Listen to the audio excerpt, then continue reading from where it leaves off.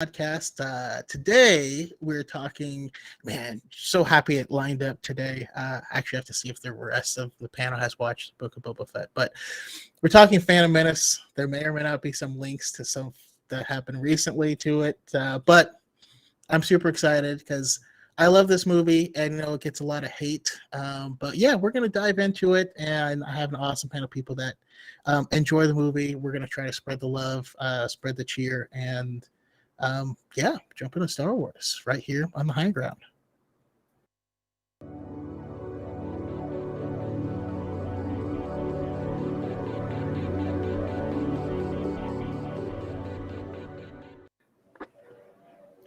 All righty.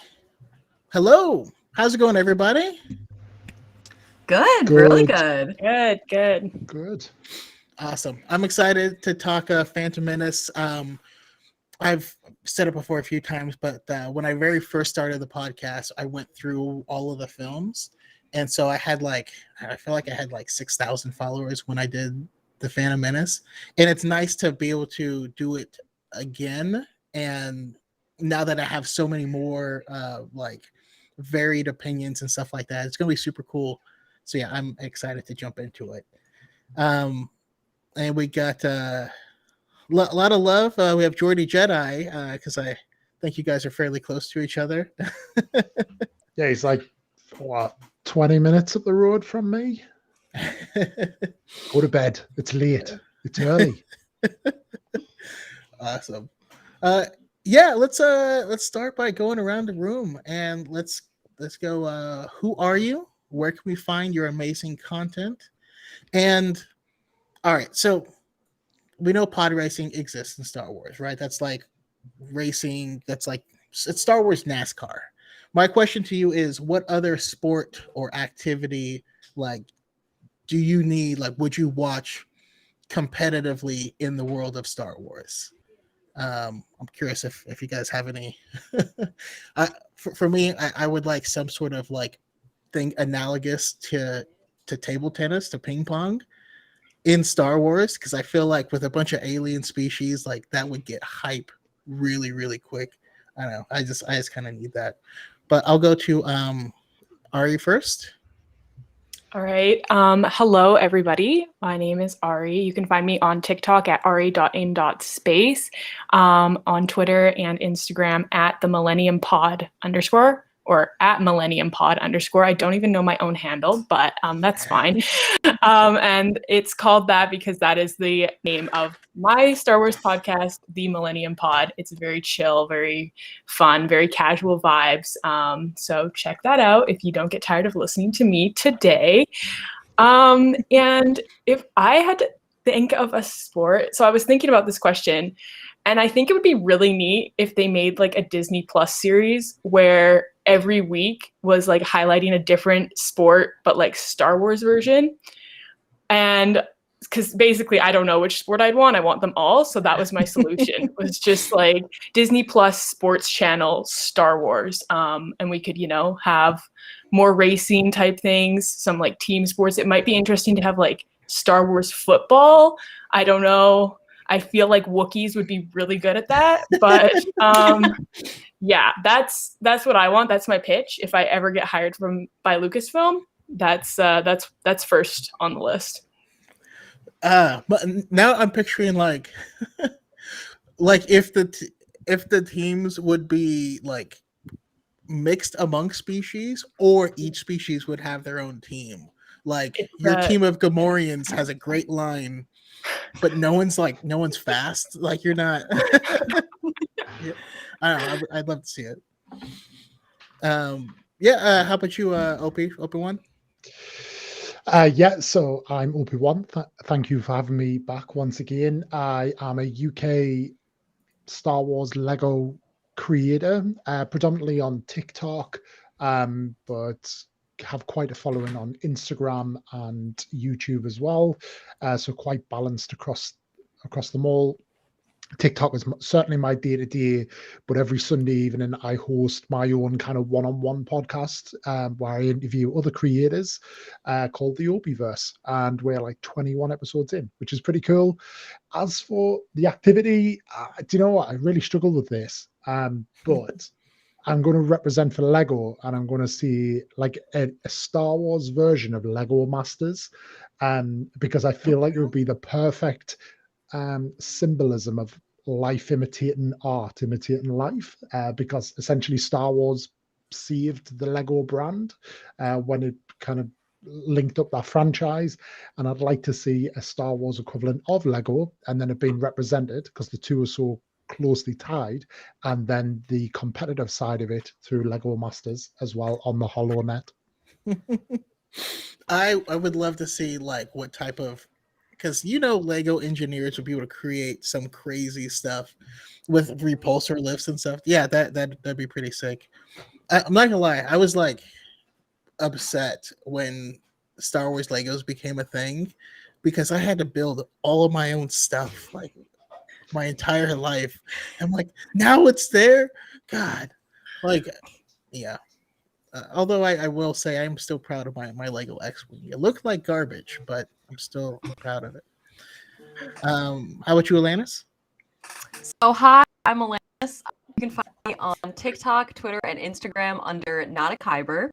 I also have a Star Wars podcast. I host it with V. Her handle is Grand Admiral V, and it's called Sith Face Pod. And we get drunk and talk about Star Wars. That's literally the premise of it. Nothing crazy except for it comes out of our mouths. As But far as they're like, a wild sport, people. It's great. Please check it out. we are. We're really out here in wild space. But as far as like a You sport, mean Chiss I would Space. almost true. Honestly, true. That's all we talk about. As far as like a sport, I would almost love like almost like an extreme makeover style like series where like it's like, all right, so your challenge is today is to like bleach this Wookiee's hair.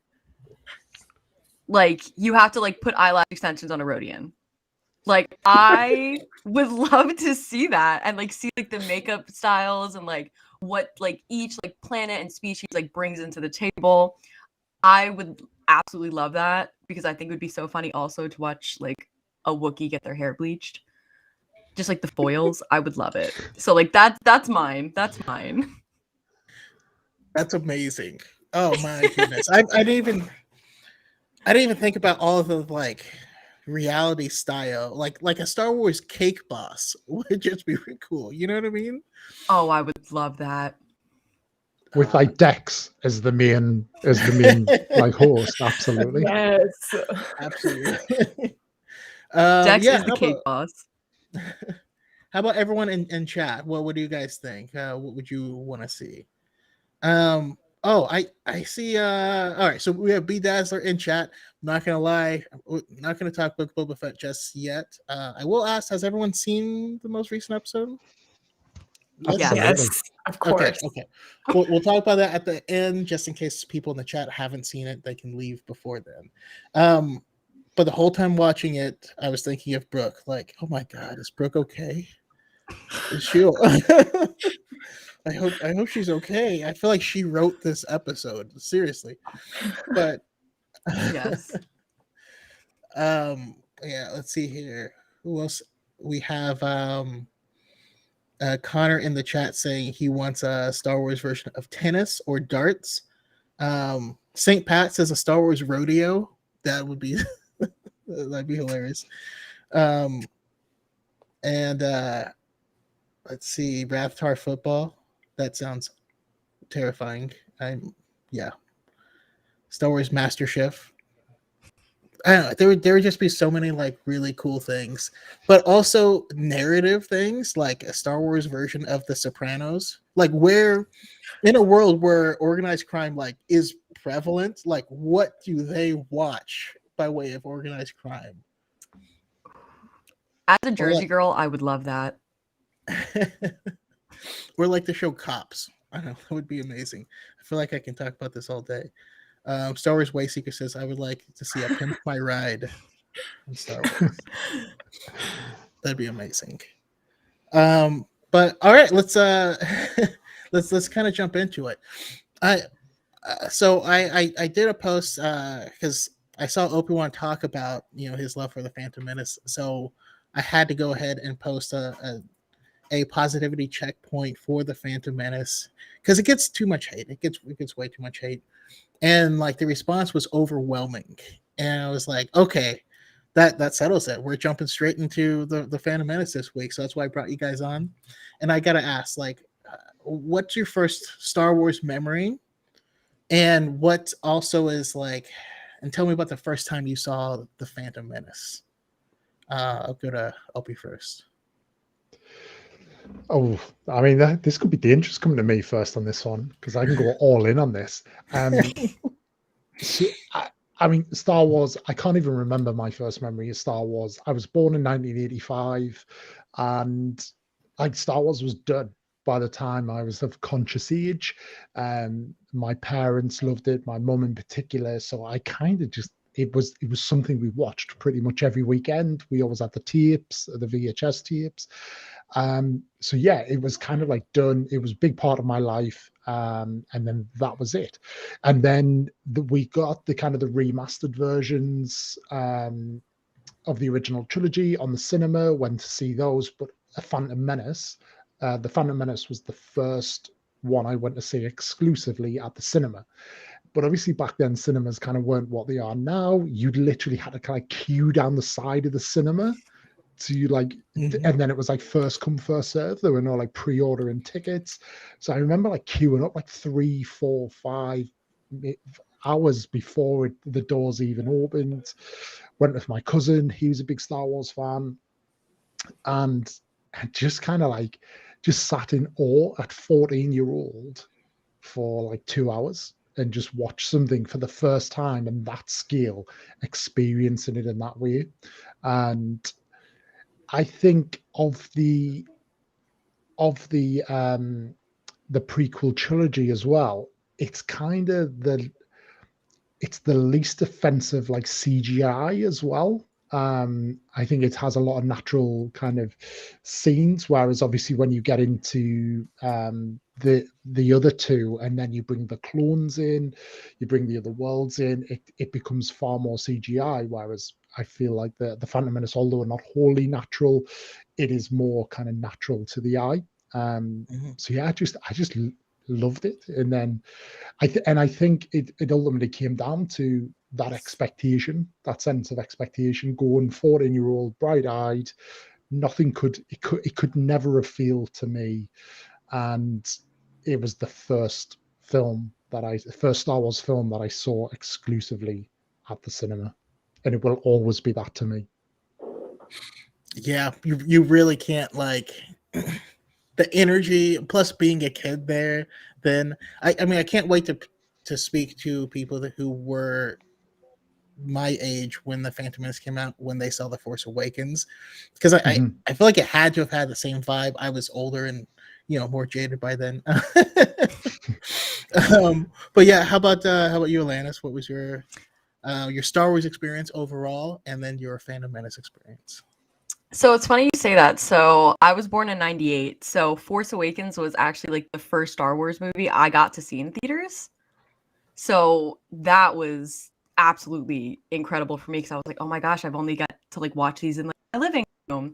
So that was crazy to me. But my first Star Wars memory, my first movie was Attack of the Clones. And every single time I think of that one shot of just like the inside of the Jedi Temple and Coruscant, and like to me, that is Star Wars. Like that is what I always think of. And I will just always remember just seeing this Jedi Temple and being like, oh my gosh, this is insane. And I will always, that's why I love also Attack of the Clones. So that's like a special like memory for me. But immediately after that, I started watching the rest of them, and I fell in love with Phantom Menace, obviously because I love Obi-Wan, but because I just loved everything about it. Yeah. I loved the storytelling. I love Star Wars politics. That's like my guilty pleasure. So that's like the movie pretty much. And I love the feeling of it. I love the mix of like CGI and puppetry. Love just how goofy it is. It feels like Star Wars to me, and that's why like it will always be near and dear to my heart. Awesome. I love it. And I have TRS in the chat. It's cool if it's not your cup of tea, not your favorite movie. The thing I love though is that even if it's not, there's still some awesome things that you can pull from it. There's still some amazing visuals and characters that originated in it that we got to see for the first time that have made a huge impact on Star Wars as a whole. Like, it is in the community an absolute like cultural touchstone and a landmark event that you can't really, I mean, yeah, it was just good stuff. How about you, Ari? Yeah, so I was also like a month old when the Phantom Menace came out, so there was no seeing that in theaters for me. Although I mean that would have been interesting. But I feel like I watched maybe A New Hope and Empire Strikes Back like growing up, but I honestly didn't get into Star Wars until the sequels were coming out, and my dad was basically like, "Oh my gosh, we haven't watched Star Wars," and I was 16 at the time. He's like, "You're like 16 and I've never showed you Star Wars properly." And so we watched all the movies, but not all the movies because we did it machete style. So we skipped the Phantom Menace, which is just super ironic that it's like now one of my favorite Star Wars movies. But yeah, we skipped it. Watched The Force Awakens. I was like, this is awesome. Star Wars is so cool. Was super excited for The Last Jedi. Got bogged down by people, kind of went away from Star Wars for a little bit until The Rise of Skywalker came out, and I was like, okay, well, I'm gonna go see the new Star Wars movie because like I like Star Wars, whatever. Watched it. I'm a sucker for that movie as well, and was like, okay, I need to go back and rewatch all the Star Wars movies now. And I was like, this time I'll watch, episode 1, even though everyone says it's terrible. And I did. And I was like, are you kidding me? Like, literally, it was like 2019 December when I watched it for the first time, and I was like, are you kidding? Like, why did all these people tell me this sucked? It's so fun. It's so fun. And then quarantine, COVID kind of hit, and that's really when my Star Wars like craziness took off because I had all this time, watched everything. So that's like in a nutshell my experience with Star Wars. But it's been a sweet last 2 years, just like getting into everything. Started reading the books this year. It's just I love this universe so much, and my only regret is that I didn't get into it sooner, especially like the Phantom Menace. I'm still upset at everyone in my life who told me not to watch it because it's so good. and that just kind of goes to show you that even if some people dislike it, like there is something to love for everyone, and we don't want to deprive people of that. Like let us try things, let us like things. Exactly. Can I just say as well, just looking at the chat, as a lot of kind of attention gets drawn to the pod racing, and then obviously Duel of the Fates, which is arguably the greatest scene in cinematic history. But I have a lot of love for the opening scene. Like, imagine kind of seeing that for the first time, a young Ewan McGregor, Liam freaking Neeson, like in Star Wars, rocking up to be all like Jedi diplomatic. They try to get poisoned and they just tear through droids. And we kind of saw it today without saying too much, but it's not that often you get the chance to see people tear through stuff with lightsabers, because they kind of can't tear through people. But the game, the Phantom Menace game, I think I had it for the PlayStation 1, the PS1, it was brilliant. And that scene where you just kind of break out of the meeting room, tear through the battle droids, get caught by the droidicas, epic. Love it. That scene was as good as any opening scene for me. Yeah, I mean, especially going along with that, now that I just wonder how different it is now that like the Clone Wars exists. If you were to go back and watch it, because prior to the Clone Wars, this is the only time we had ever seen this period of time. This is the only time we'd ever seen multiple Jedi together fighting. So it was the first time we saw a ship that wasn't grey. The Republic cruiser was a red ship. Yes. That's true. I know, it's just fascinating. All right, so before we actually like get deep into the movie itself, I gotta ask, what character, we'll do a lightning round. What character do you guys identify with? Has to be a character in this film. No cheating. We'll go to Atlantis first. So my heart says Jar Jar Binks because I'm annoying, but my head says Qui-Gon because I'm a teacher. Those are probably that's probably even split. Jar Jar, that sounds chaotic but nurturing. I'm for it. I think that's me in a nutshell. How would you, Ari? So my first thought when you sent us that question was Maul, because I too could probably defy death with a grudge, but I have to agree with Alanis. Also Qui-Gon. I'm in school to be a teacher right now, and that's just my passion. I think Qui-Gon, I could talk about him forever and why I think he's an excellent teacher. So, yes. All right, I'll keep y'all in mind for the future Qui-Gon episode, because I have not done one on him yet. Yes. Yeah, how about you, Liam?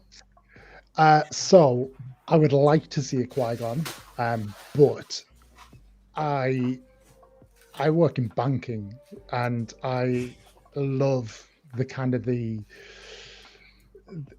ruthlessness of politics, especially over the last couple of years. So Palpatine for me. That's like probably an awful thing to say, but I don't know whether I associate myself as much with him, but I have a lot of love for Palpatine in the prequels. His scheminess is next level. I love it. I when you said you mentioned you're in banking, I was like, oh, say Newt Gunray. That's what I was thinking. I was like, interesting. I love it. Also, I gotta shout out to my good buddy at Level Up Lightsabers. That's not the comment I meant to highlight, but just hello, Master Allen. And I have a Camilla here, Protocol Wookiee, saying, "Can confirm Ari, biggest Qui-Gon fan in Star Wars." Now, now I'm intrigued. Now we have to have that conversation. And it's coming up too, because I'm gonna go over Dooku Jedi Lost as well as Master and Apprentice, and kind of refresh myself there. By the way, that's actually how I found Alanis. I scrolling through, I saw someone live, and her name was Not a Kyber, and I was like, "Wait, is this the Kyber that's not a Kyber? What is this?" So like, no one ever gets the reference, ever. They're like, "Not a Kyber. What does that mean?" I'm like, "It's Master and Apprentice." They're like, "What?" It's like my biggest gripe. I'm like, "Please read this book for the mere fact so you can understand my username." Yeah, I got it instantly. Yeah, but for me, the person that I would say I am is I gotta say I'm Maul in this, because I'm so cool and badass. No, I'm Maul because of like, I'm really ambitious, and like when I do something, I try really hard, but then I fail miserably down a hole. So that's me. So Element 7 says he's Quinlan Voss, who's seated at a table. He was basically, they're like, that guy looks super cool. All right, no, he's a Jedi and he's on a mission. Like, it's the best kind of retcon because it almost breaks it, because they're trapped on Tatooine. He couldn't be like, hey buddy, can I get like a ride? Please. So yeah, that's who I would be. All right, so so the film comes out. We have these new awesome characters. I'm a little surprised no one identified with Padme, but like she's top tier, and I think none of us have like the self-image that would allow us to choose such a goddess. Yeah. So, so that kind of tracks. All right, so there was a bunch of backlash that happened with this film. You know, if you were around at the time. So I wanted to get your kind of thoughts on that and how the fandom around that felt. And also, I mentioned Machete Order, which was Ari's first experience with it, and I'm curious how you feel about it now. And again, you know, we want to be conversational, so you can feel free to, like, I prompt people if no one's jumping out, but feel free to jump out and, like, you know, talk about whatever, go off script or do your thing. But I'll start this one with Ari. Yeah, so I can't speak to, you know, backlash because again, zero.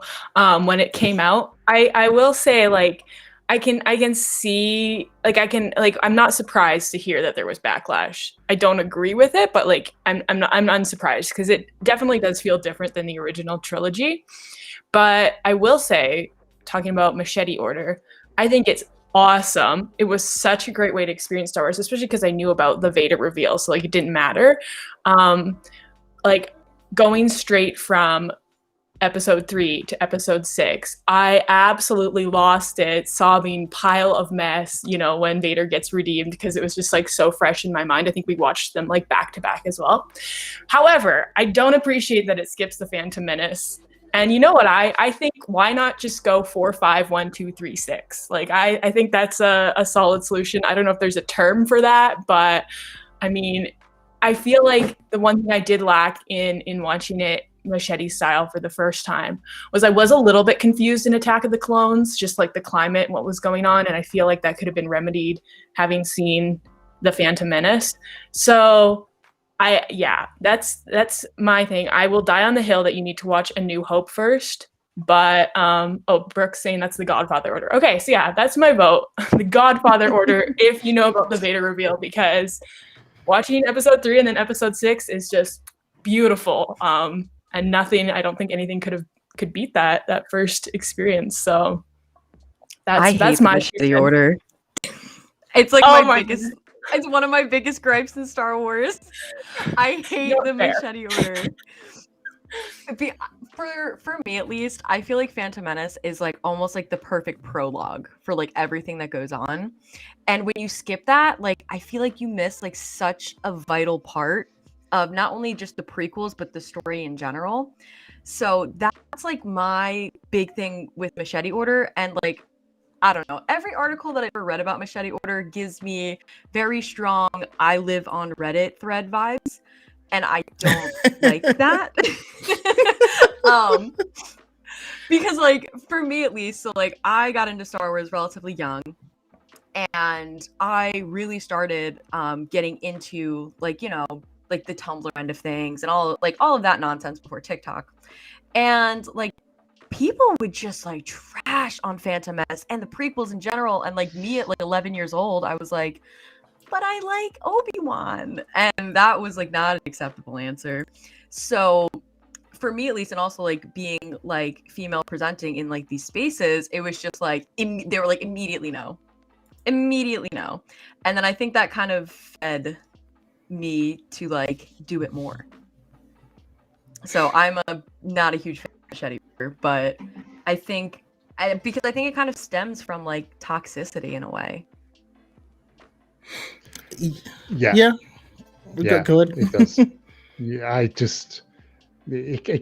that's exactly what it is. I'm not going to. I do not need to see anything more than that. It's I feel like it's important. Yes, there are kind of bits to it that aren't great. I think, you know, Jar Jar gets far too much screen time, but to their credit, I think they realize that, because I think if Jar Jar had been a bit more welcomed and a bit more of a success, he would have had a lot more time in the other two films. So they acted upon that. But yeah, to go after the actors as well. And quite often talk about the kind of the Jar Jar actor, but Jake Lloyd got a lot. And yet again, you know, I think I still watch it as that kind of 14-year-old kid at the cinema for the first time, and I still don't see it. But then I kind of think you get angry middle-aged men probably watching it for the first time who are staunch like original trilogy fans. This is not my Vader. I think, you know what, that you're probably never going to please those people, and we still see that today, right? You know, that's what we're seeing with Boba Fett at the minute. Some people are very angry about that, and you're just like, and I think I commented on this, I think last week, it all comes down to expectations, and I think people hype things up to such an extent that their expectations will never be met, and that for me is what it comes down to, sadly. But I think if you can just sit down and enjoy it for what it is, you'll actually have a good time. Now, do you think that, let's just say Jar Jar was only in like 1 or 2 scenes, do you think Machete Order and any of the hate that kind of sprung from the prequels would have existed? Oh, it's tough. It's tough to see because if you take him out of that, he's almost like the source of energy within that kind of second act, that center act. Mm-hmm. Now, whether you vibe with that energy is a whole other issue. But then if you just simply pull him out, there's almost like a big gap there. But then if you recognize that gap then exists, and you then are able to replace it with something, potentially that works in its favor. But yeah, I to be honest, at the same time, look, Jar Jar, like he's over the top more than anything. That's how I would describe him in that film.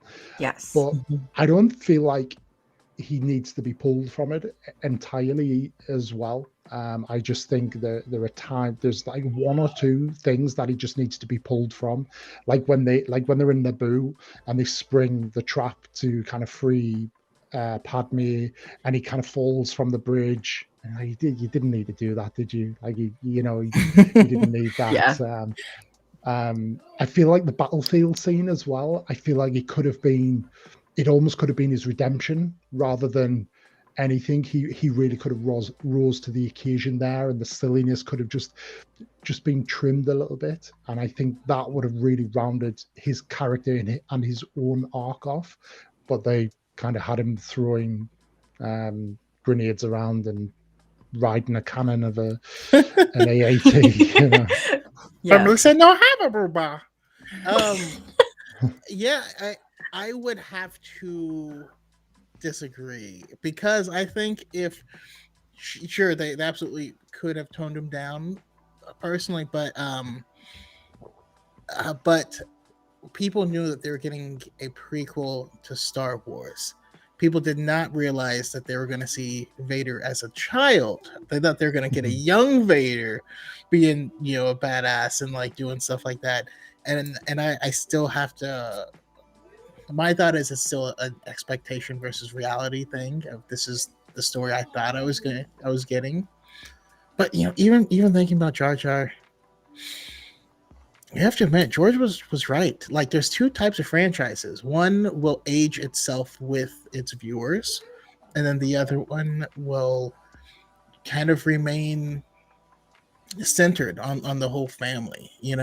If you're a comic book reader and you fell in love by reading Spider-Man comics when you were little, when you get older, you still enjoy the Spider-Man comics, but you're probably reading something more mature and advanced on the side, and had it grown up and got dark, I don't think it would have had the same staying power. I think it's been doing what it needs to overall. And I think the other cool thing about Phantom Menace, so like obviously I'm a teacher, and next year I'm actually teaching a Star Wars elective, which is outrageous.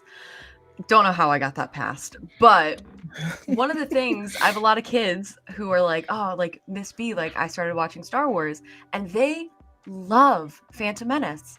Like, cause they, like, where I work, there's really not a lot of like pop culture competency. So like, they don't really, like, whole fan side that we do, and they love it. They think it's funny, like they're pulled in with, you know, obviously like the lightsabers and the battles, and they know who, you know, Anakin becomes, but they are just like, oh my gosh, like he started as like a slave on Tatooine. What? Like, how did he become this? And I'm like, bestie, watch Attack of the Clones or Revenge of the Sith. Come back to me. So, and that's one of the things that I love about Phantom Menace, because like at its core, I think it's such a great movie to bring like younger kids into the series because it's digestible. Because like A New Hope is like it's kind of a lot, and Phantom Menace, I think it's such a good introduction, and I do love it. Yeah, that's beautiful. Let's just jump full into the movie itself. Earlier, Obi-Wan, you were talking about like that opening scene where, admittedly, I love how you said how it's a great place to jump in, because as a kid, I had no idea what was happening, but it was cool.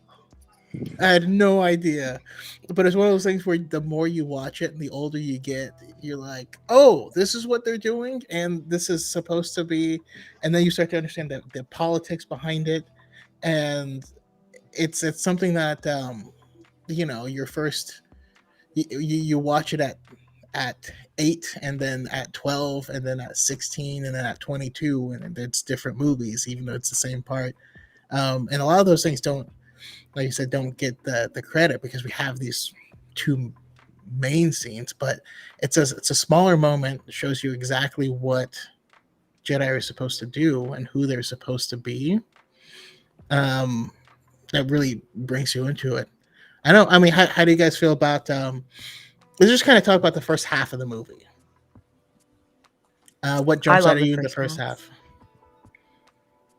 I think the first half. Oh no, you go ahead. No, you go. Okay, I was just gonna say I agree. I'm just like, I agree with everything you guys are saying. How it's like right off the bat, you're like, whoa, Jedi immediately, and like awesome Jedi at that. And this movie really makes me feel like a kid. So I can totally see, like, I can totally believe you when you're saying, oh, your students love this movie, because like, again, it makes me feel like I'm 5 and watching it. It feels like Star Wars. So I think it starts great, and then we're on Tatooine, which I love. I know there's been a lot of chat lately, like, why are we still on Tatooine? I'm like, I love Tatooine. Give me Tatooine forever.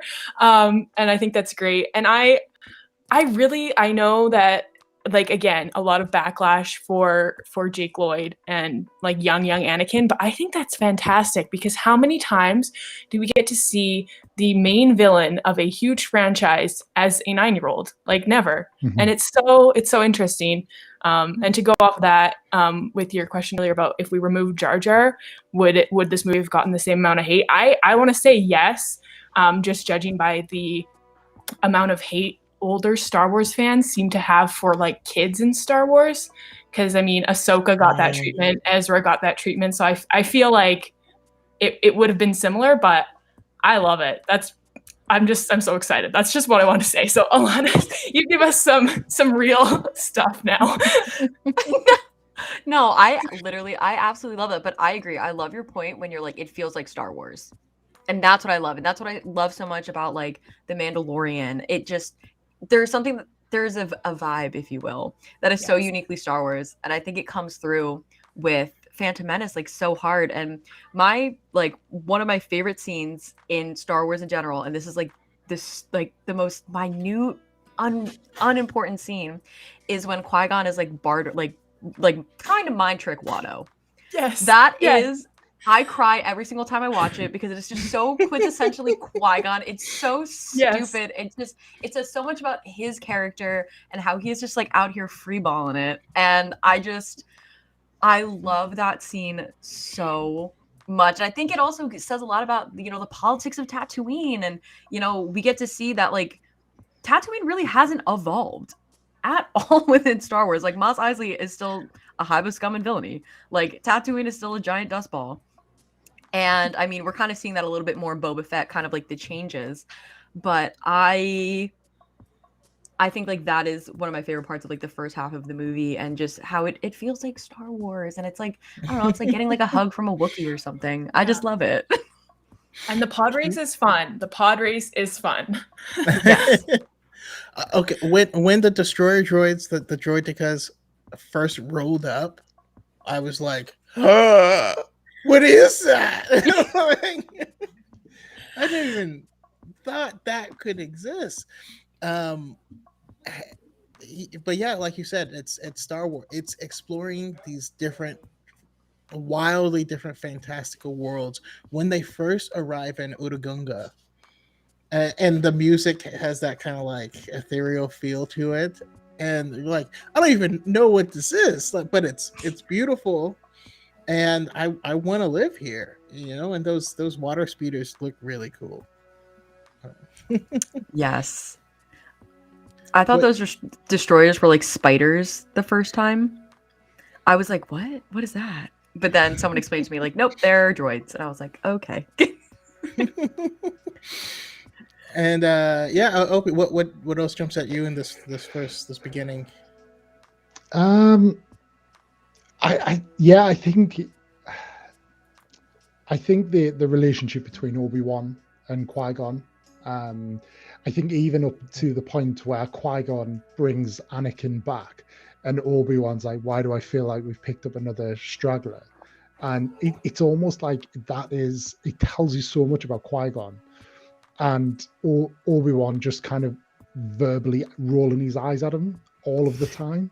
He's like, not enough. Like, come on. No, he calls him a pathetic life form. You're like, oh, geez. Yeah. But I think that really talks about, because again, it's overlooked. Everybody's looking at Anakin as young Vader, but it shows Obi-Wan as an adolescent as well, a bit, quite hasty, a little bit hot-headed, and that comes through in Duel of the Fates as well. But yeah, I love that dynamic, and it's a shame we have not got more of that. I know we've kind of got it in the written form, but if I was to advocate for anything, it would be a Qui-Gon prequel. I think even like just people say Mace. I don't want them to bring Mace Windu back, but I'd love to see a Mace Windu kind of going, all of those guys going through it with a younger Dooku training these guys up. That's what I want to see. That would be super cool. Mostly because of the Queen's Peril book. I just have so much love for the scene where they're like, Obi-Wan says to all the girls, it's a trick, don't send no reply. And like in the book, they're just like, how stupid do you think? Who is this guy? Like, can you go now? Like, I don't know. There's so many cool like perspectives that I would love to spend more time with in it. So like having extra books like Queen's Peril and Master and Apprentice are just wonderful additions to give you more of a window. Also, I have to say this because I don't know. There's this thing that it just irritates the crap out of me every time. Yes, Padme is older than Anakin, and she met him as a child. There was no interest in him when he was a child. Thank you. Yes, thank you. Nobody has a problem with Han and Leia having an age difference, but like, yeah, I'm not even going to start, but yes, thank you. And they're like 5 years apart. It's not too, but like, yeah, no, she was not. They didn't see each other for 10 years. I don't know. It irritates me whenever I hear that. Yeah. They also both had a lot going on, like Anakin suddenly being freed, like Padme's got to deal with, I don't know, her whole planet, like basically being under blockade. I don't think they were really thinking about anything romantically. And also they were children. Like they were children. They were both children. Yeah. Like full children. I could not agree more. No. But God, how hype was seeing R2-D2 for the first time. And you're like, I want an R2D2 origin story. I want to see him roll off of like the assembly line for the first time, and like I don't know, be doing regular droid stuff, and then one day he's like, you know what? I hate this, and just goes rogue. There's definitely a story whereby he was not meant to be on that ship, and he definitely bumped another R2 unit into a pit somewhere. I was like, nah, you can go and serve drinks. I'm going on the Starfighter. I have Pod One's podcast in the chat. Awesome podcast. Check them out. So I can't wait to play Lego Star Wars with Jocko. It's gonna be amazing. It's gonna be my first Lego game. But we have the new Lego Star Wars that's coming out. I specifically can't wait to play through the Phantom Menace and a lot of the prequel content because I see there's pod racing and stuff in it, and just cool stuff. So I'm excited. I'll be streaming that. Hopefully y'all will be playing with me at some point in time. But yeah. All right. So also I always have to talk about the pod race itself because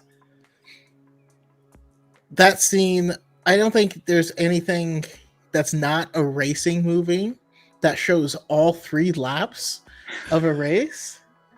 But like George Lucas is a madman, but it's funny because he clearly thinks of stories as stories. He doesn't think of the medium. He's like, no, I want to tell this story. People be like, that's a terrible idea for a movie. And he's like, no, I want droids in the desert for 45 minutes. And I'm like, the sound design is unmatched on the pod race. There's no music, there's no nothing. And also Opie, you're my age, so like you remember surround sound didn't exist until like that year. Yeah. So that's the first time you ever like sat down and you heard the engines behind you and stuff like that. Oh my, it was poetry. I don't. Any final thoughts on like that kind of the first half of the film before we on the just on that as well? I think where it works really well, and this is probably more how they've incorporated this going back, but the like going forward and how we look at it now. Which we certainly didn't appreciate then, but probably didn't exist there. But the pod race was a great way of bringing the Star Wars universe together. We got to see Jabba, which obviously was a cool little moment for original trilogy fans. And that was probably the only Easter egg at the time. But then you get what we now appear to be Beggar's Canyon, again, referenced by Luke. We see the Tusken Raiders, which there's a lot of love for now. We see them taking pop shots. But then Aura Singh just stood on the canyon. So, and that's the one thing I love the kind of Easter eggs and references that possibly weren't, they were nothing at the time, but then as kind of different creative minds have come in, they've looked at a character and thought, yeah, we can do something with that. And Aura Singh, who was an absolute veteran of the Clone Wars. Yeah.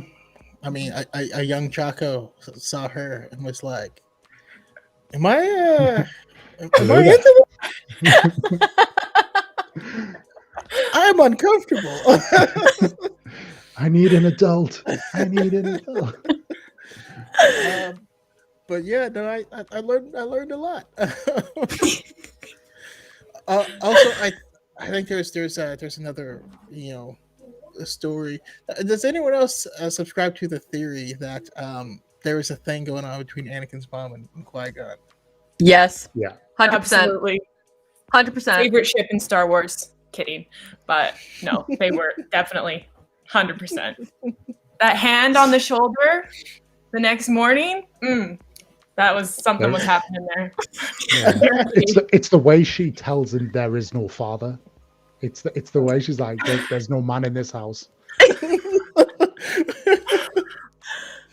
Also, can we just talk real quick about how after Qui-Gon puts Anakin in the pod and then goes back to the group, and Shmi's like, is he worried? Is he nervous? Whatever. And Qui-Gon's like, he's fine.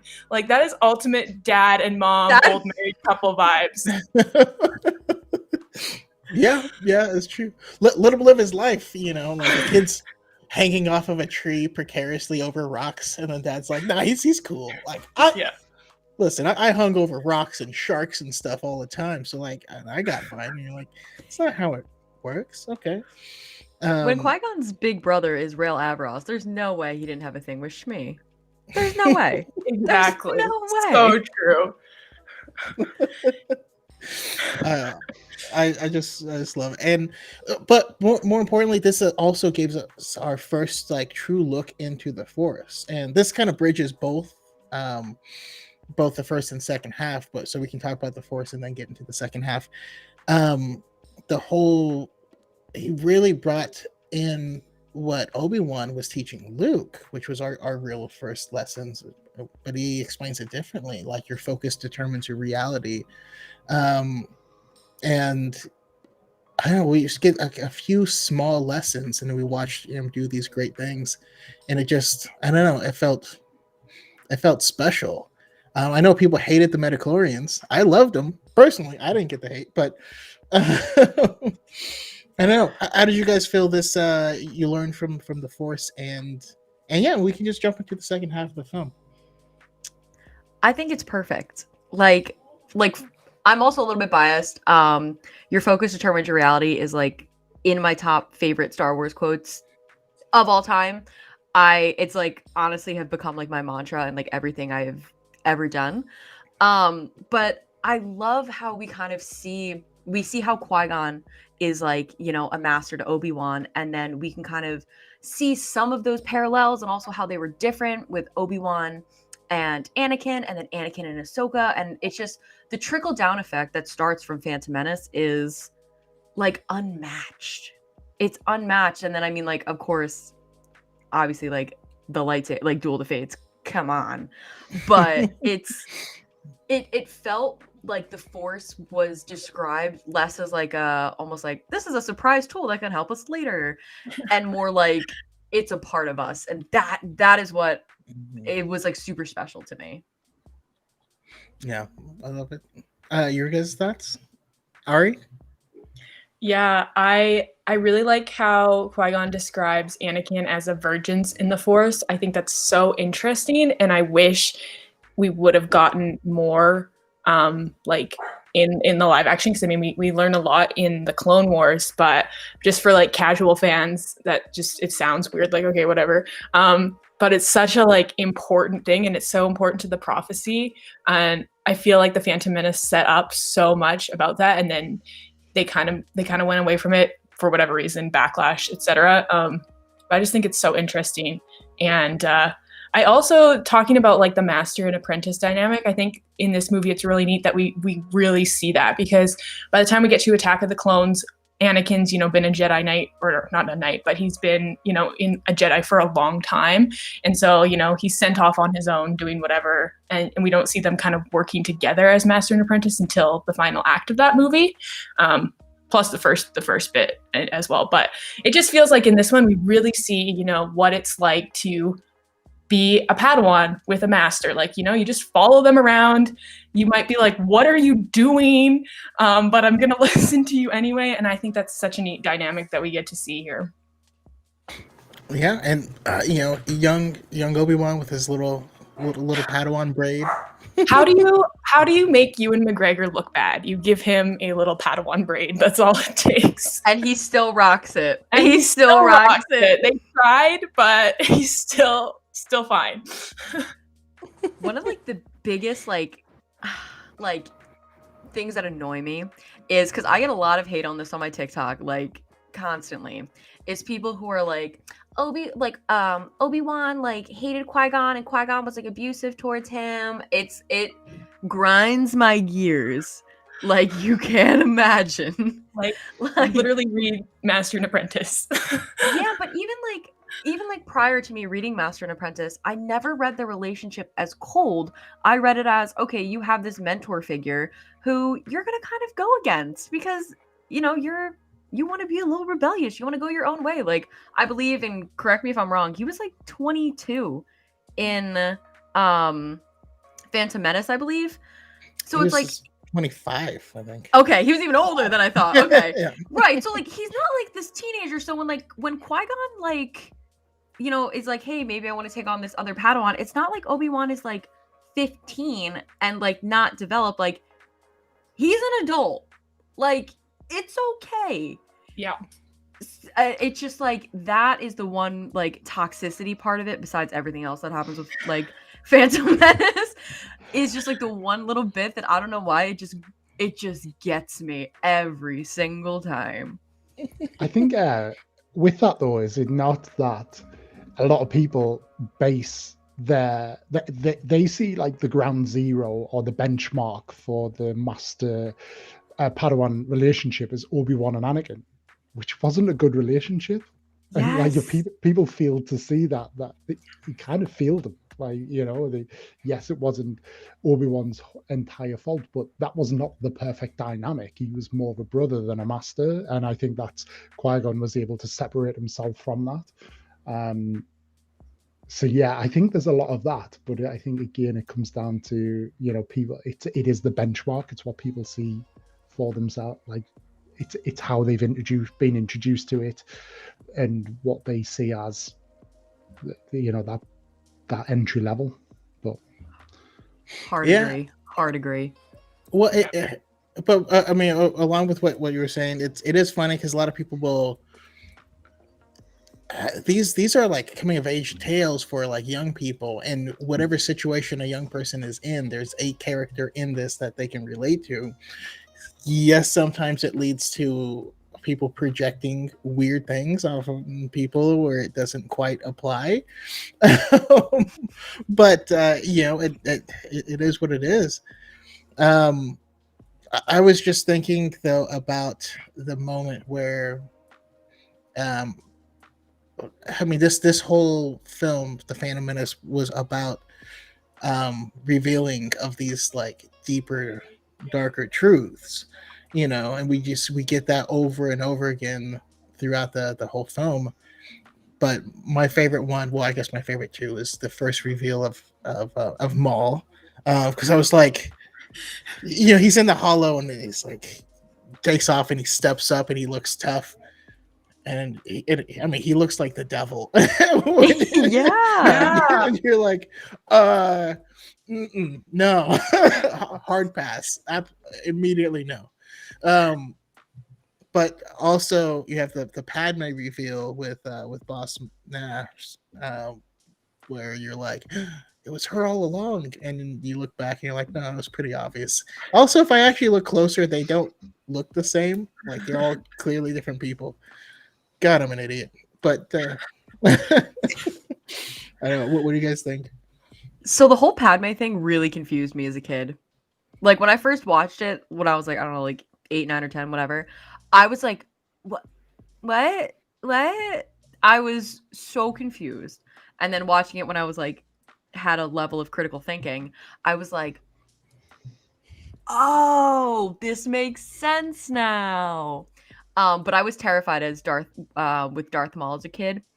Like when he came back in Clone Wars as like Spider Maul, I literally like was so afraid of it that my mom would have to like check my closet for Spider Maul. Like as a kid, she was like, "He's not real," and I was like, "No, he's in there. He's in there. He's like ready." But now I think Darth Maul is just such an interesting character now. But I was terrified of him as a kid. Terrified. Spider Maul. That's all I can think of now. Spider Maul is scary. Yeah. Even me at 20 watching the Clone Wars was a little bit. I wasn't having it with Spider Maul. No, I was laughing because in the chat, Ven said my mom always forgets Maul's name, so she calls him Space Satan. Accurate. All right, and then we can kind of finish up with the film portion of it. We have that final battle, and like the thing to me that makes Star Wars, even though it didn't happen until Return of the Jedi originally, but we have these 3 battles that are all taking place. One in space above, one on the planet below, and what's going on inside the palace. And I always love having the interplay of these different scenes jumping back and forth.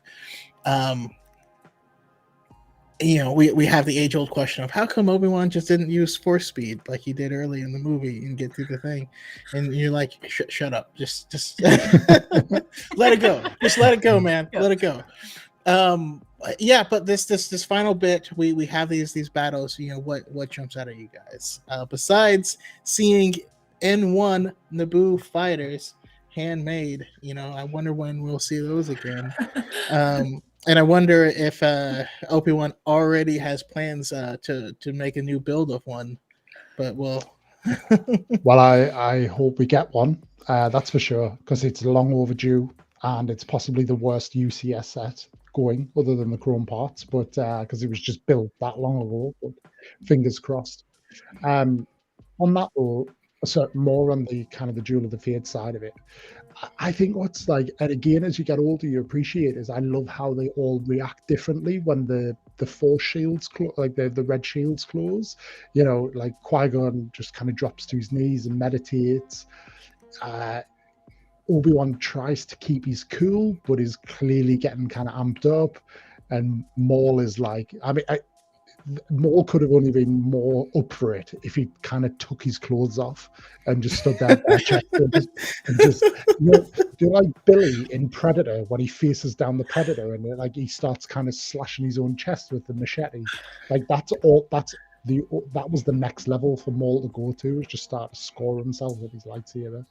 But yeah, I love the kind of how it just again for Qui-Gon, how he's in the heat of battle, but the Force is everything. The Force kind of gives him strength, it gives him focus. Absolutely love that.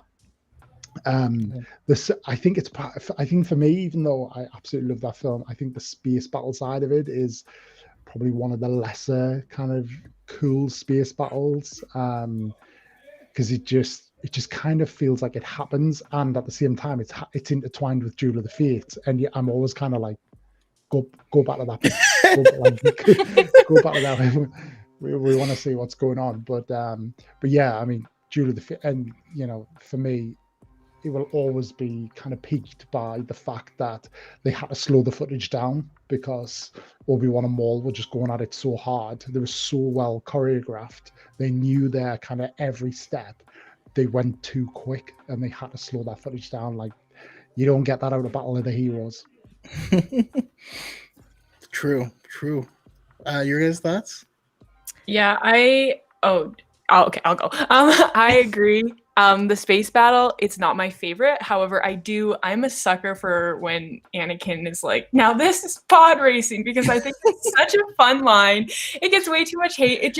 For me, that just encapsulates how I feel while watching the movie. I'm like, yeah, this is awesome. That being said, my favorite part of this like little final act is actually Padme's charge, Padme's journey, whatever we want to call it, into the palace. I love seeing her, taking charge, especially when I remember that she's 14. I'm like, God, I was not that cool when I was 14. And especially, I think I like it so much when I compare it with her roles in the later two prequels. And I think just because it's so much better representation of her, I think that's just why in my brain I'm like, this is the best. But that being said, obviously Duel of the Fates is such an incredible battle. Arguably one of, like, if not the best in Star Wars. The only reason I can't say it's my favorite is because Qui-Gon, of course, does die, and that lightsaber pierces Spoilers. me every time. Oh, yeah, sorry guys. Every time though, I'm like, maybe he won't, die this time. Maybe by some miracle. That's my toxic trait, thinking he's not going to die. Even though, of course, he has to die for the rest of the series to actually happen. But I can't. It's like I can't say it's my favorite because it hurts just a little too much. You saying that makes me want to change my original answer for the person that I am in this movie. I'm the person who shoots the cable up on the far side, whose cable is just super slow, and everyone goes up, and he's just like, I'm on my way, guys. That's me. You know what? Better late than never. So he's still there, so it's fine. I have no idea what I'm doing, but I'm enthusiastic about it. That's my toxic trait. How about you, Alanis? I love it. I think, like, honestly, you guys summed it up. I think one of my favorite things about Duel of the Fates, and this again, I don't know why I have this thing where I just love like absolutely obscure moments, but it's like right before they go, and I'm pretty sure Anakin says something along the lines of like Qui-Gon, wait, and he just turns and goes, "Stay in that speeder," and I love that because it's such a dad line. But like, you know, thinking forward, like I think Obi-Wan would have had like a back and forth with him on whether or not to stay in the speeder. But Qui-Gon was just like, stay in that speeder, and he had like the dad voice, the stance. And that line holds like a special spot in my heart. Like it always has, it always will. But I think one of the cool things that I like about Duel of the Fates is that the first time I watched it, I like literally wasn't sure like who was going to live and who was going to die. Like I was like genuinely like, I don't know. I'm like, I know Obi-Wan has to live, but I don't know about these two. And you know, when Qui-Gon gets murked, I just remember like gasping. And I think the lead up to that was so cool because I don't know about you guys, I didn't expect Qui-Gon to die. I thought he was just going to be hanging out in the back and like, you know, something happens where he's like, I'm too old for a Padawan, or the council says like, nah, let Obi-Wan have it. Have a good day.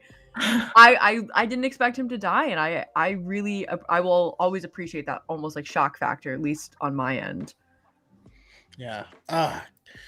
So I do think I think it's far and away the best choreographed fight in Star Wars. I have to like, growing older and thinking back on it, I have to acknowledge that while the fight is extremely important to the mythos of Star Wars, it doesn't have the same heart of like, these people don't know each other. He doesn't know why. They just saw this guy in the desert one day almost run over Anakin. And you know, like, and it's humorous to think back on it because like no one's fought a Sith. None of them have ever even like thought about killing someone with a lightsaber, like in a lightsaber duel, because that just didn't happen. That hasn't happened for 1,000 years. So I always think about that part, and also I do have to fully acknowledge, while the fight is amazing, there is literally no way that Obi-Wan should have won the fight. I think it's the lack of obviously is the dual lightsaber, the double-bladed lightsaber is an epic moment, and I that will kind of stick with me forever. It's seen that in the cinema because like nobody had a clue that was coming, and yeah. But there's a lack of acknowledgement of it from Qui-Gon and Obi-Wan. Like, they don't kind of look at each other and think like, "Uh-oh, what's going? That's not meant to do that." But yeah, it's. If I was in that room, I would absolutely, when the second play out, would be like, "Oh, God damn it! Like, what are we supposed to do? Have you ever seen that before? I didn't know they made those." I'd be like, "Are you looking for a new apprentice? Because I'm really not about to die here, so I think I might switch sides for a minute here." And also it has been pointed out that canonically Maul was behind the door planning how cool his entrance was going to be. Just like, oh, I'm going to open this door. It's going to be so freaking badass. It's like, all right, you hold the door. You're going to hit that button because I can't be over there when it happened.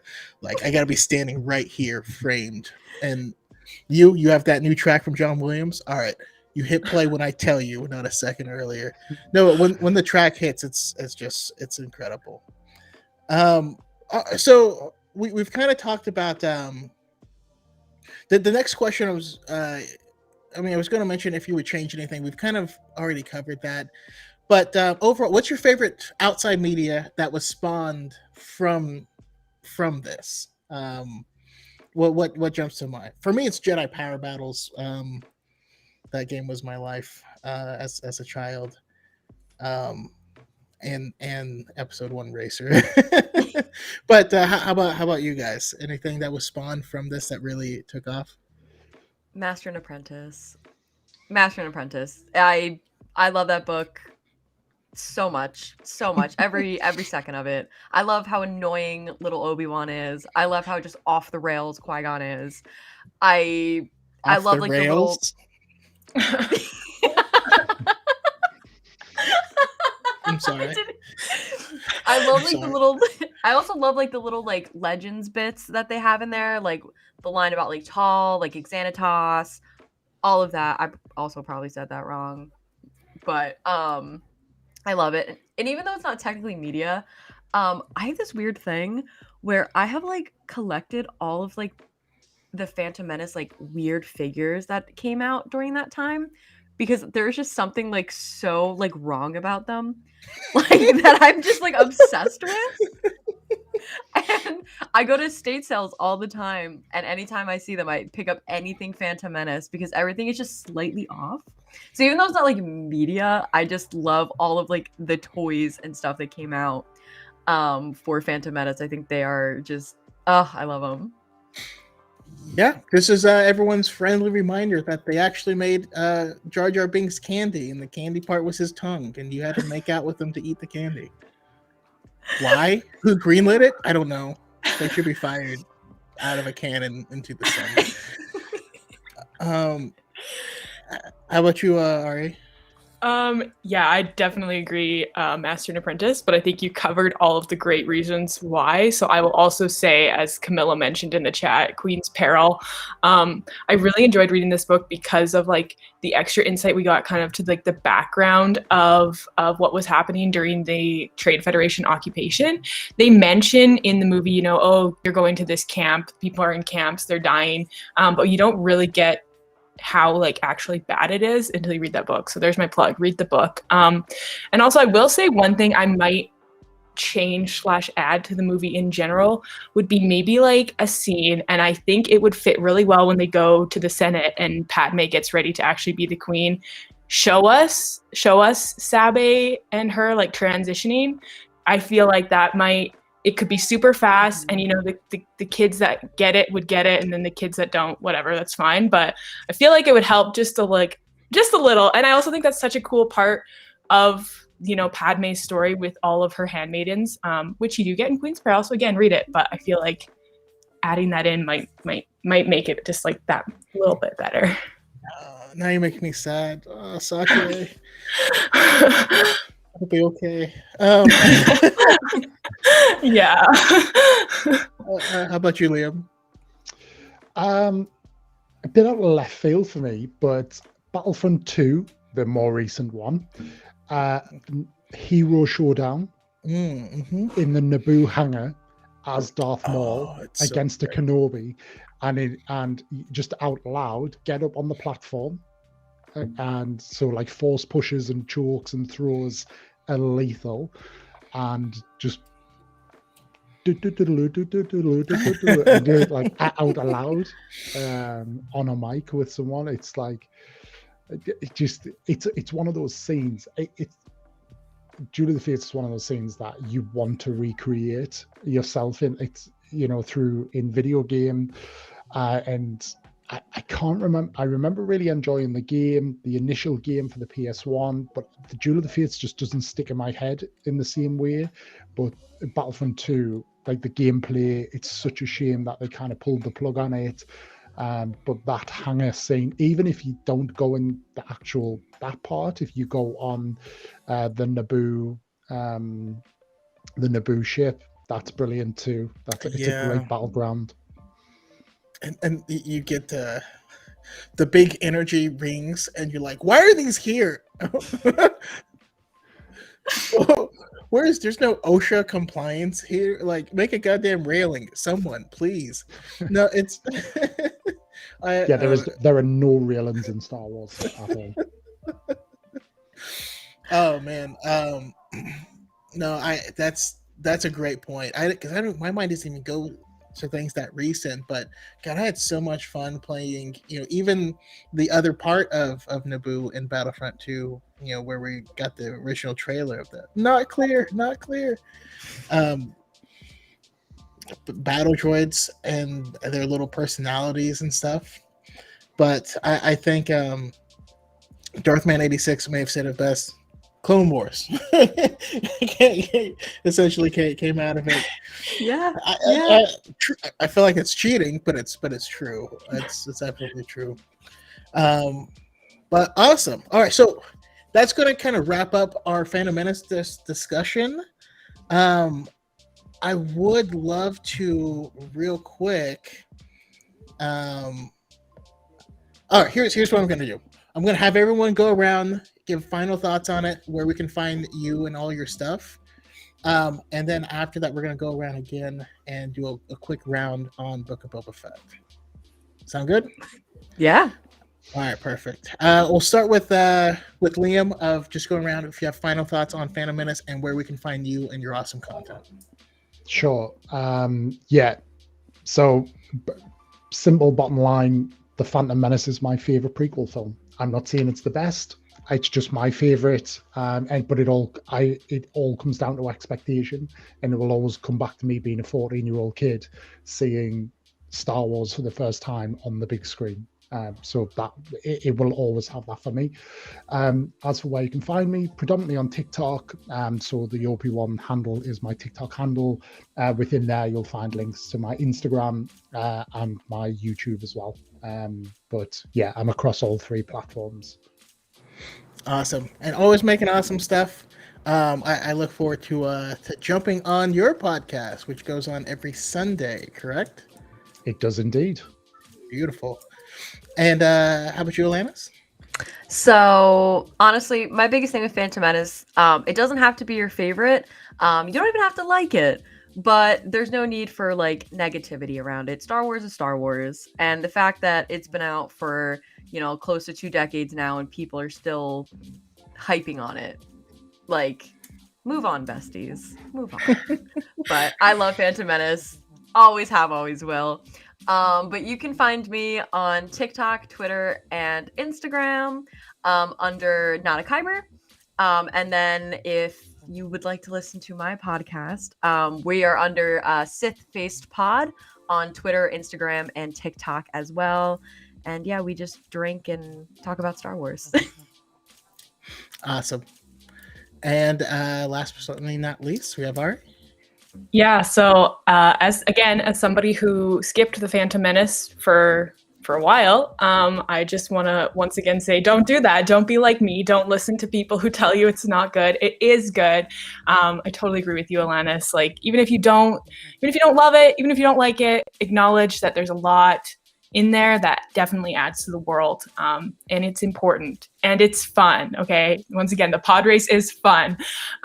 You can find me on TikTok at ari.in.space and on Twitter and Instagram at Millennium Pod _. I got it right that time, and that's the name of my Star Wars podcast, the Millennium Pod. So if you're interested, check that out.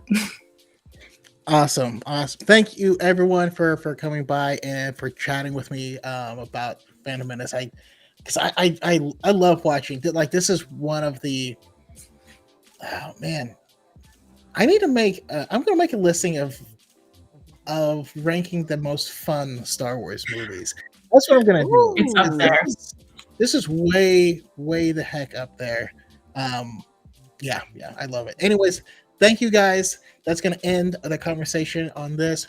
We're going to move and do a quick round or two talking about Book of Boba Fett, because I nearly vibrated out of my chair while watching it. I don't know how y'all felt, but yeah. What do you?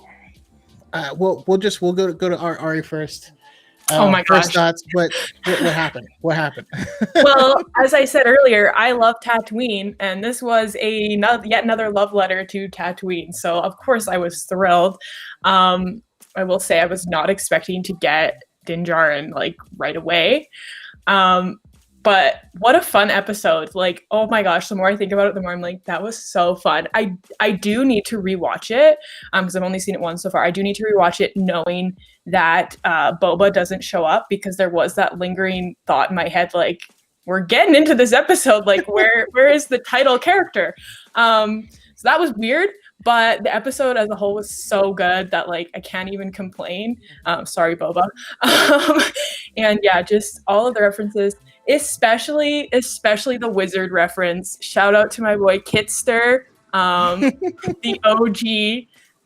This is wizard guy. I almost cried. It was like 2 a.m. when I was watching it. I was like, I never thought I was gonna hear Din Djarin say something was wizard, but God, I loved every second of it. It felt wrong. It was like It did, it feels like when your mom starts using slang and you're like, yeah, you used it right, but at what cost? How about you, Liam? How'd you feel about it?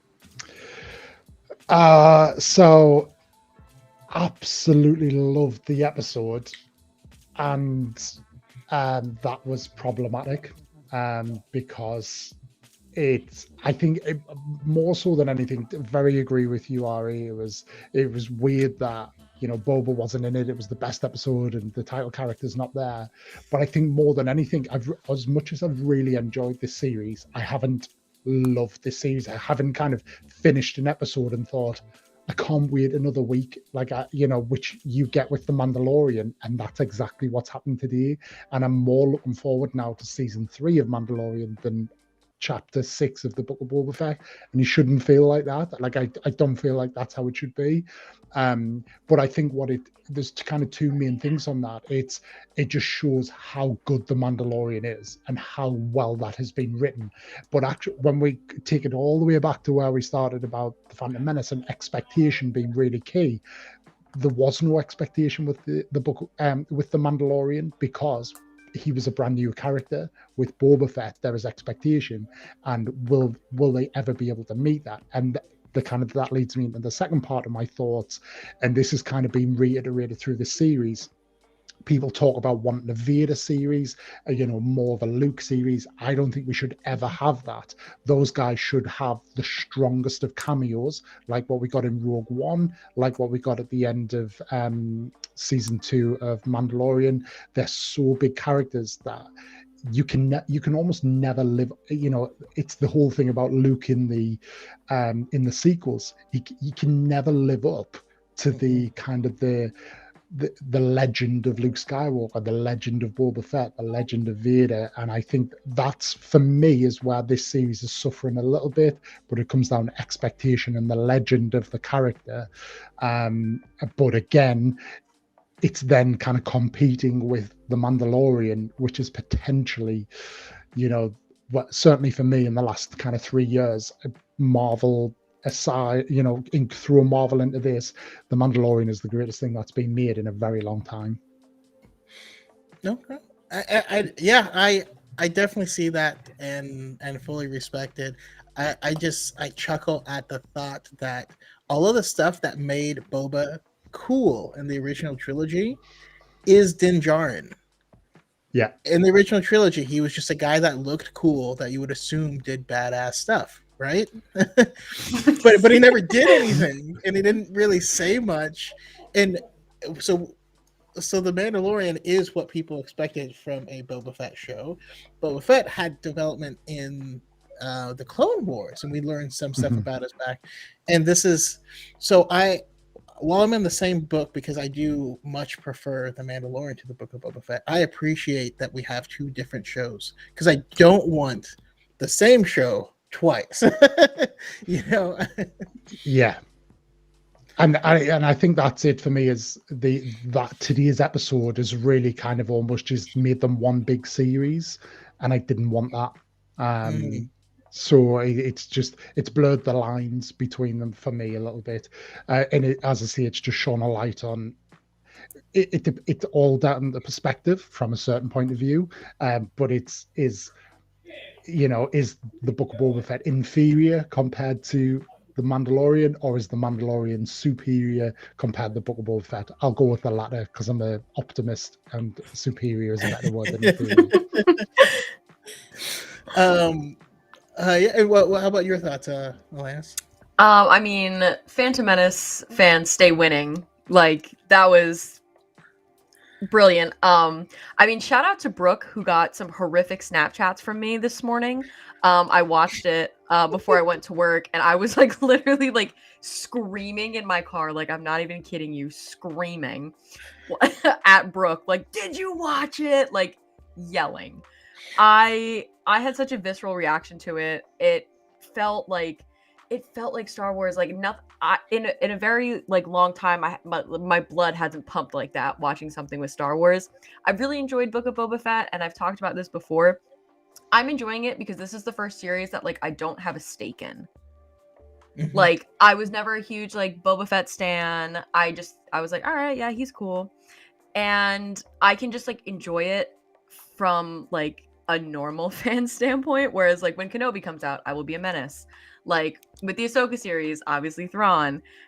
So that's what I've enjoyed about Book of Boba Fett, and this just honestly just reinvigorated my love for Mando. And I think these, final episodes are gonna really pull at everyone's heartstrings and be this huge grand finale. And it got my blood pumping. I'm still psyched about it. It made my day.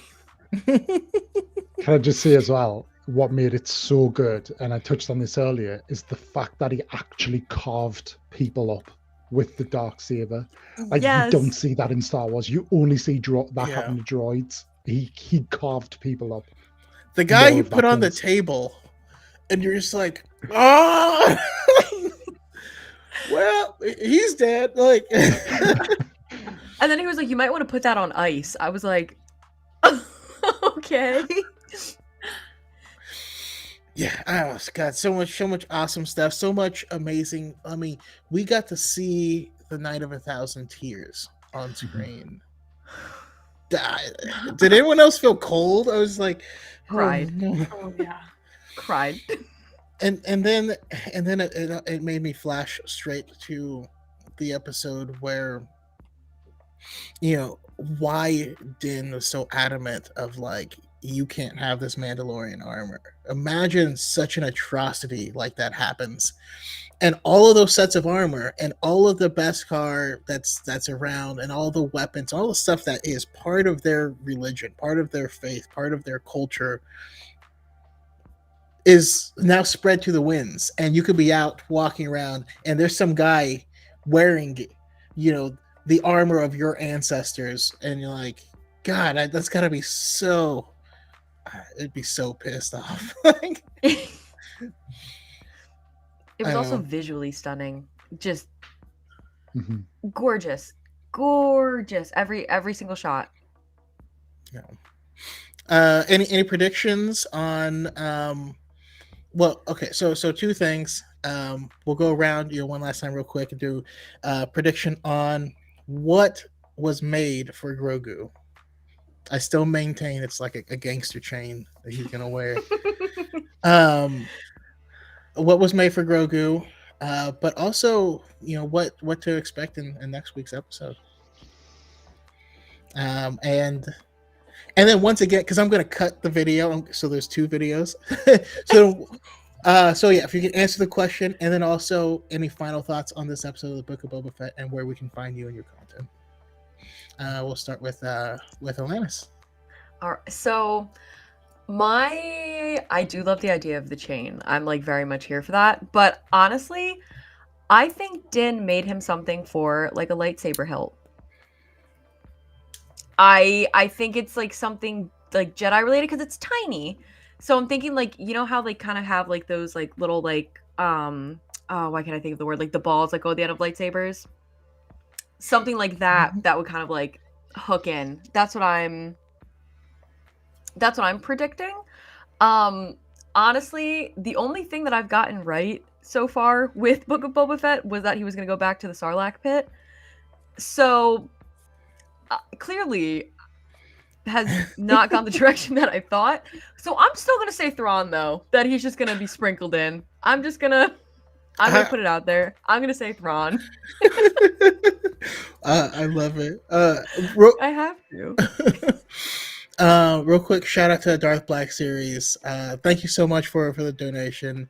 And you know who gives the armor that kind of authority? She's the only one left. She's just the highest ranking person that's still alive out of 2. But it makes sense that the person making the weapons in their culture would be seen as the highest authority. That just feels like it tracks really well. But more than that, Armor's a freaking badass, and like I want to see, like, she made Din look bad with tools, you know. I don't know, but Alana, sorry, I cut you off before you could say where we can find you and your awesome content. Oh, yes. So you can find me under Not a Kyber on Twitter, TikTok, and Instagram. You can also find my podcast that I host with V, who's under Grand Admiral V, at Sith Faced Pod on Twitter, TikTok, and Instagram as well, and Spotify, Apple Music, all that nonsense. Awesome. I got Captain Vaughn in the chat saying, I can say without a doubt that this was my favorite piece of Star Wars media since Empire Strikes Back. This Empire was fire. This episode was fire. Did I say Empire? Sorry. I'm thinking of Empire. Awesome. I love the enthusiasm. You know, Star Wars fans loving Star Wars. You love to see it, right? Makes a change. How about you, Ari? Yeah, so I think I actually really like the idea of like a lightsaber or something. I didn't even think that. My first thought was it was going to be like one of those like little chainmail things. Would it be like the one that Bilbo gave Frodo in the Fellowship of the Ring? So Grogu will just be indestructible against everything. And I also think that'd be so cute. And I just really want to see Grogu in like little chainmail. But I gotta say, I think your lightsaber thing's probably more realistic. But I guess we'll see. That being said, I am also so bad at predicting things. I was absolutely certain we were going to get a Huttslayer mention in the first episode, and that hasn't happened yet. So now my life is in shambles. I don't know what's coming next. I feel like next episode is going to be kind of, well, I'm hope this is what I want. But it's going to be like, you know, the building, the gathering of the forces, and then like final battle kind of starts at the end of next episode and then carries over and kind of gets resolved-ish in the last episode is what I hope happens, because I'm still like kind of waiting to see more of like the crime aspect. I guess I'll say that was one thing. I agree with you guys. I didn't have a lot of stake in this show either, like Boba Fett, whatever, but I was really excited about kind of the more Star Wars organized crime, which I feel like we've been getting like teasers, but not really the full thing yet. So that's my prediction / more so what I'm hoping for. But yeah, anyway, you can find me on TikTok at ari.in.space and on Twitter and Instagram at Millennium Pod _, which is also the name of my Star Wars podcast, the Millennium Pod. It's on like every podcast platform, I'm pretty sure. Anyhow, that's me. Awesome. Thank you so much for coming out. Last but not least, Liam. Wait, did I start with you? No. No. So I think in the what was made for Grogu is, I think, a Mudhorn kind of like pendant, or just and I think what it'll represent is the start of his own clan, and that's how he'll kind of regain his Mandalorian status and have it that way. But yeah, I think a Mudhorn to represent and to signify that, you know, Grogu is a foundling. This episode really threw me. So I was convinced that it was going to be a 1-season deal, and Boba, they were essentially bringing Boba back to make him the hero, to then kill him off and almost pass on the mantle. Now, that could still happen. And do you know what? I don't know. But I think, I do think, I know the new ship was awesome, like the Naboo Starfighter, but I feel like that could be a bit of a swerve. And I still think, and this is what I said going into it, so I'm going to stand by my guns, although I'm less convinced. Boba dies, and Mando gets the fire spray, and then we get a new paint job on it. I'm less convinced. However, the one thing I would absolutely love to see happen is when the muscle shows up, the Pikes turn up with their own fleet of bounty hunters as well, and we see Bosk go at it with Black Chrysanthemum. That's all I want to see. Awesome. Yes.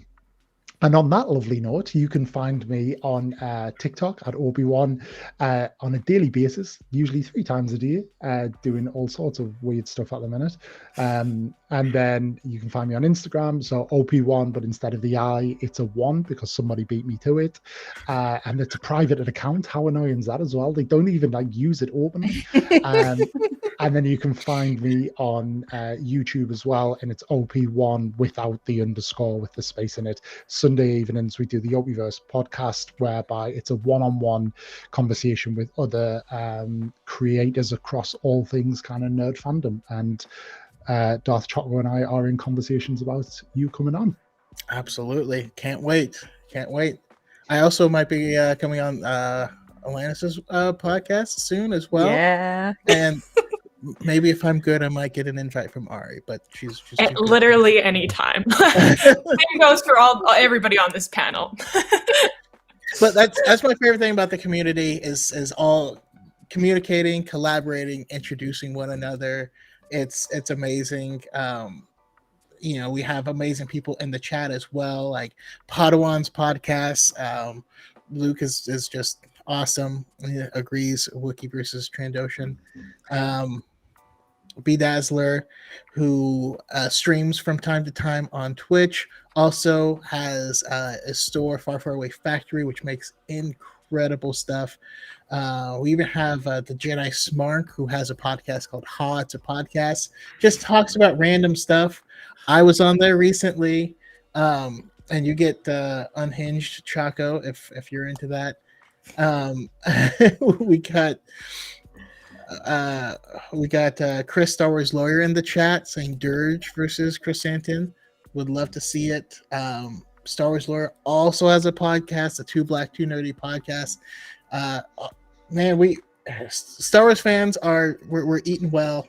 we're doing awesome, and it just couldn't be a better time. As far as my predictions, I do think that this was some type of chainmail that Grogu can wear under something, and it probably has a Mudhorn design.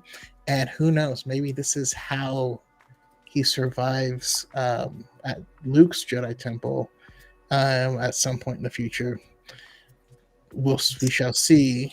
That being said, my predictions is we haven't heard the final thing for what happened with the Tuskens. Fennec Shan seemed pretty adamant that there's no way that the bikers would have taken down all of them. So there's more to that story. I think we're going to get it in the very next episode so that we can have a grand finale that resolves it. And who knows? Maybe that means that the Tusken girl that was whooping on Boba survived and is still out there. I don't know. We'll see. We need some resolution on that one. Anyhow, thank you guys for joining. Thank everyone in the chat who stuck around for this kind of double episode. Again, I'll be splitting them up, but we love it. Love you guys. We love this whole community. May the Force be with you.